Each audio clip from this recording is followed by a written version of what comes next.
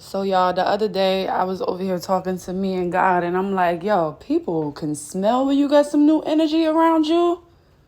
They can smell when you got some good energy around you.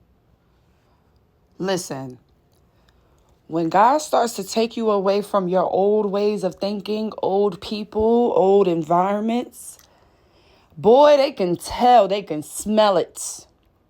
Okay, you ever had a friend that wasn't really a friend, turned out to be non-supportive or just, a fucking weirdo, and you separate from them, boy, they can smell you getting a real friend. They hate when you find a real friend. Okay? Even with a job, you leave an old job, you leave an old company, business, or whatever, and you moving on, they can smell you going into a new thing. People can smell when you have good energy coming in. Sometimes they can smell it before you can actually smell it. You so focused to get there, you don't even smell it yet. You just running to get there. You don't even smell it yet. But everyone else is smelling it around you. Boy, they can smell when you got some good energy. You leave an ex alone because they are non-committal. They don't want to treat you right. Things, maybe you just ain't compatible. They can literally smell when you're getting into the arms of a real nigga or a real woman. I promise you, people can smell your success. They might have not have been the best boyfriend or the best girlfriend in the world, but don't let you start to talk to somebody else and they can feel that the good energy is over. Boy, I don't know what it is. It's like they know when it's someone good. Even if you're dealing with someone, right, and you break up, this is a toxic situation, and you finally break up and you meet someone else new, that toxic person can smell it. They know that you're happy now. They know that this person can bring you peace. So you got to be careful, because some people really can smell your success. They smell it. They hate when you step into some good energy. They hate when other people reciprocate what you're giving, because you've been giving, and people have not been reciprocating the energy. So now that you're around people that is able to reciprocate because they value you, boy, MFs be mad. MFs, they be mad. Motherfuckers be mad. For those that ain't understand what MF meant, they be sick. People can tell when you're upgrading. People can tell when you moving on. They want to comment little funny things. They want to try to act like, oh, you can't move on. It'll be years. A year done passed, 2 years done passed, 3 years done passed, 4 years done passed, 5 years done passed, 6 years come past, and you got your janky ex still talking about you can't move on. Oh, you a hoe because you moved on. What the hell? They can smell when you're moving on. They can smell when you're upgrading your life. Okay? People think that you're supposed to live in that misery. They think that you're supposed to just give up on love or your wealth and success because they janky ass came along and tried to, distract you from the prize. But you never got your eyes off the prize. That's the thing. People are upset because your eyes have always remained on the prize. No matter who was in and out of your life. If you come in my life, my eyes are still on the prize. You leave my life, my eyes are still on the prize, okay? I still got that connection to the Holy Spirit, whether you're here or you're not here. I'm still favored. I'm still protected and covered. You may not be covered because you're not under me anymore, but I know because I'm covered under God, anywhere that God takes me, my protection will be there. Anywhere that God take anybody to come towards me, they will be protected because they're under me. So people always, they can feel that their protection is no more. They can feel that God has left the chat. Right? Because these are people that never really had their own connection to the Most High anyway. They was rubbing on your energy. They didn't really want to accept the Most High. They didn't want to talk about the Most High. You could have had conversations about God. They didn't even want to hear it. But they wanted your protection.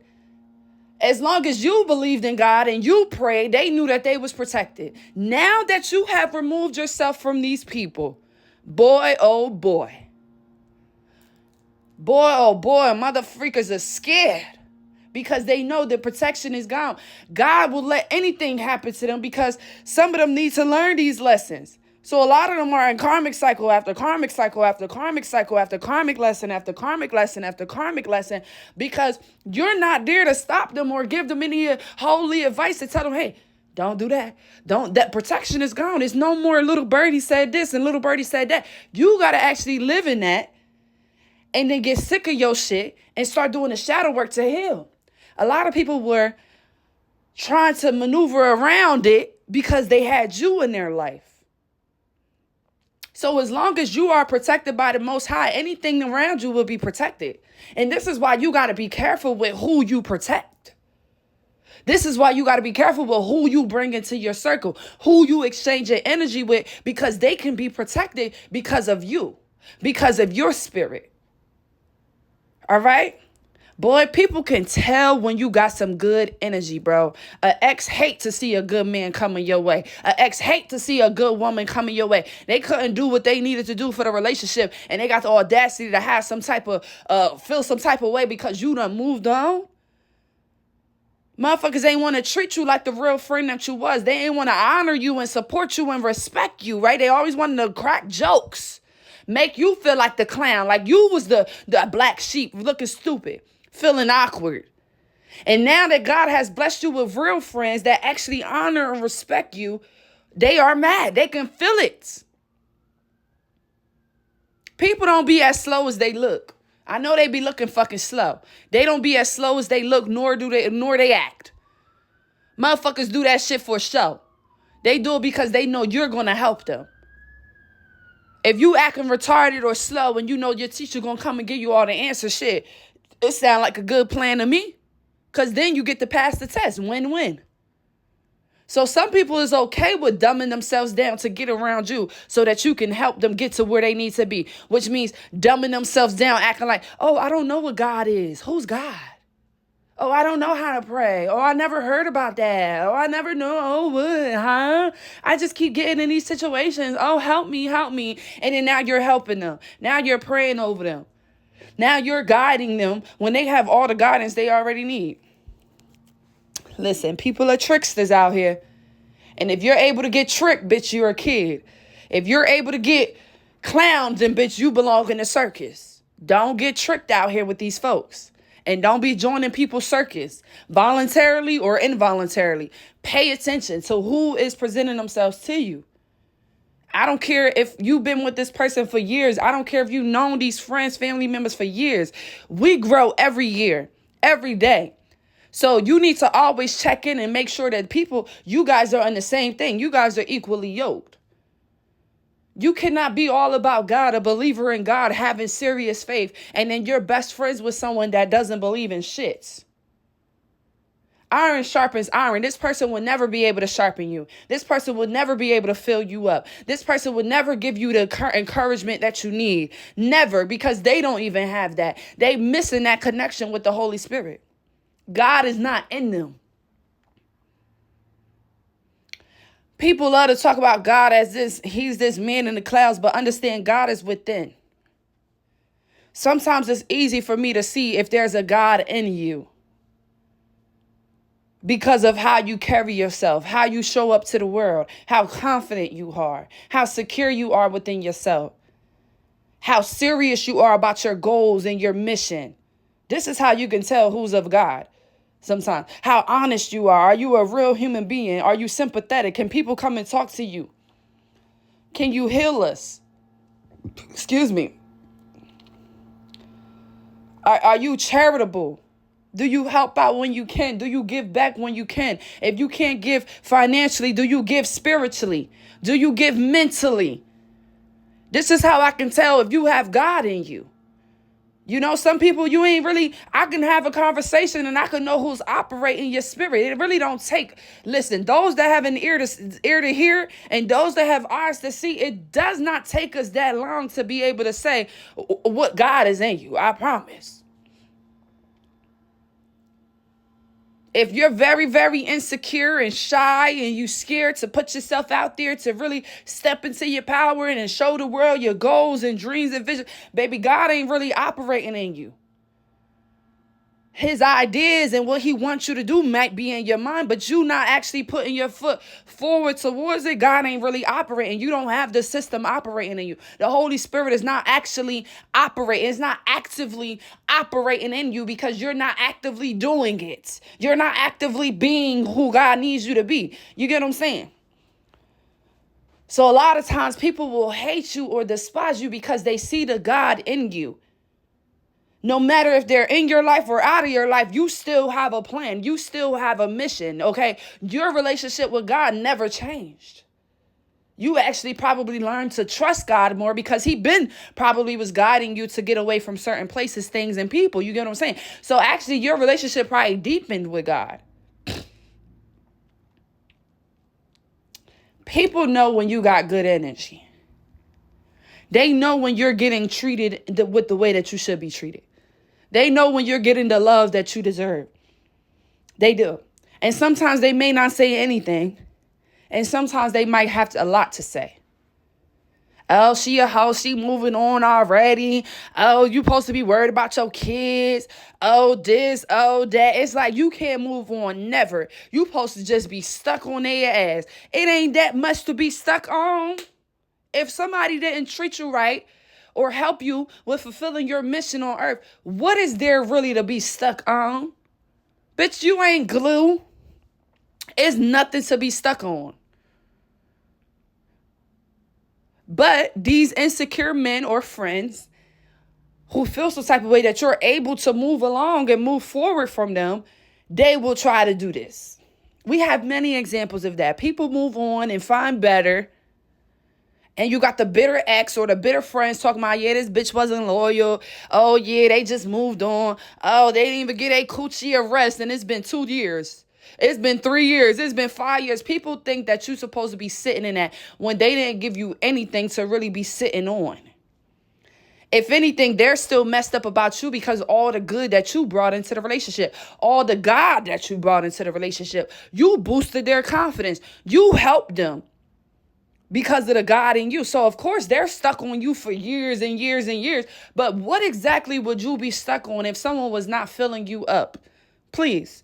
If someone never had anything to put inside of your cup, what are we dwindling on? What are we staying around for? It's no reason to be sitting around sad and mad about someone when they did not want to show up in the way that they were supposed to show up. Next caller. And don't feel guilty about that. Oh, I just broke up with him a year ago. I got it. Girl.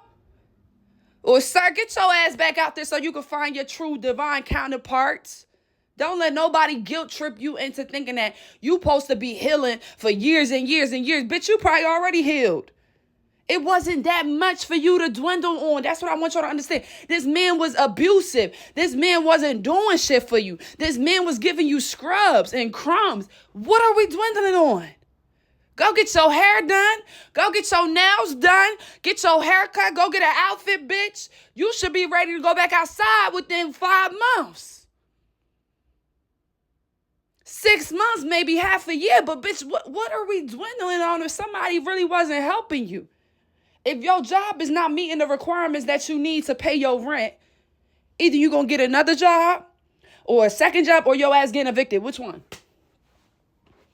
And from the looks of it, you ain't getting evicted, so you ain't got another job. Is your old job supposed to be mad because you got a new job when they couldn't even pay you what you needed so that you could survive? Who gives a fuck if they're mad? Are you going to baby them because they're upset? Or are you going to go do what you need to do so that you can pay your rent and you don't get evicted? Come on now. It's the same thing. If someone doesn't want to give you the love and support and care that you need, friends, family, lovers, you see what they can offer you. If you don't like the offer, you move along. When you're going for a job interview, they tell you the offers, the benefits, what they have to give. If you don't like it, you don't need to move on with the interview process, okay? You do not have to go ahead with the interview. If what they're giving you doesn't align with your goals, if what they're giving you is not actually going to help you, you do not have to go along with it, and do not let anybody try to manipulate you into thinking that you have to stay and deal with it and struggle more trying to deal with it.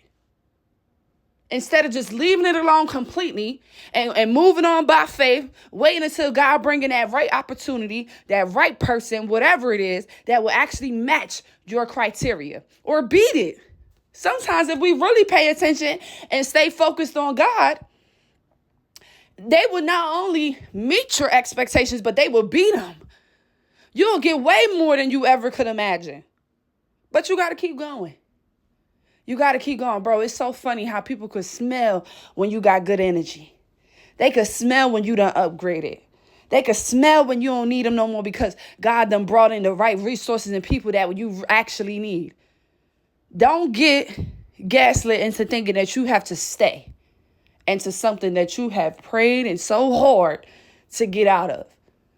Motherfuckers damn near killed your ass. You done been in mad awkward situations with these people, right? And got the nerve to have an attitude because you done found your true family. Because now you're fellowshipping with people that actually understand you. You don't got to keep trying to prove your point. They understand you. You know, you learn that if someone isn't understanding you, more than likely it's because they don't want to. Or they just is not intelligent enough to hold the information. But trust me, people that are meant to understand you will not be trying to nitpick everything and fight and argue with you and making you have to really prove your point and prove your argument. They will understand you. Those that have an ear will hear you. You get what I'm saying? If they're meant to understand you and you guys are vibing at the same high vibration, they will understand you. So you could have been in situations or in friendships with people, they never wanted to understand you because they didn't. They just didn't. They wanted you to feel like you had to keep fighting and proving your point to them or over-explaining yourself. Now God is setting you up with people that already get it. They already understand. They're already emotionally aware, emotionally intelligent, God aware, okay? They already have a connection to God, so they already know certain things. When you're with your right people, you don't have to over-explain yourself. They will get it. But understand these old folks, they know when you got some good energy coming in, boy. And they be hating, they be mad. And then they like to start to talk about you, smear campaigns, how you moved on. Confirmation, y'all.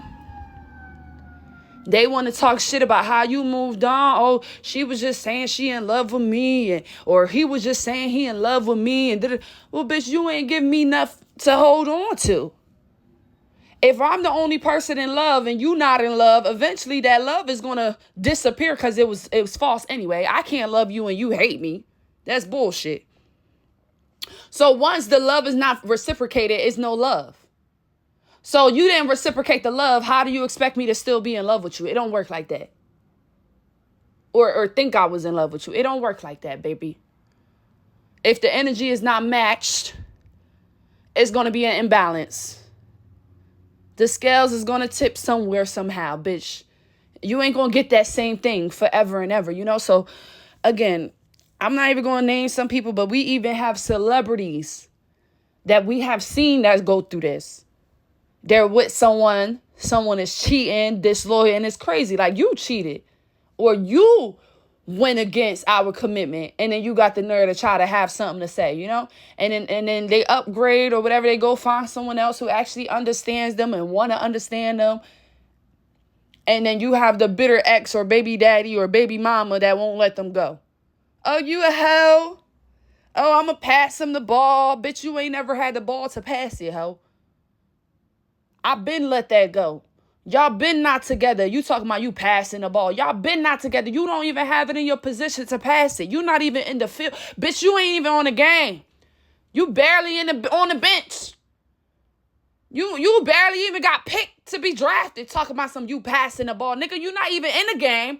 Nor is you on the bench. Nor is you even on the team. Get the fuck out of here. Funny. I'm so funny. But I love you all. And I will catch you in my next video. Bye.